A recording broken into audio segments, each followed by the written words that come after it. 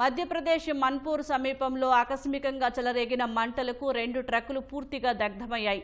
ఆగ్రా ముంబై జాతీయ రహదారిపై ఈ ప్రమాదం జరిగింది. ఆయిల్ పెయింట్ తయారీ కోసం ఉపయోగించే రసాయనాలతో కూడిన ఓ ట్రక్కుకు ఒక్కసారిగా మంటలు అంటుకున్నాయి.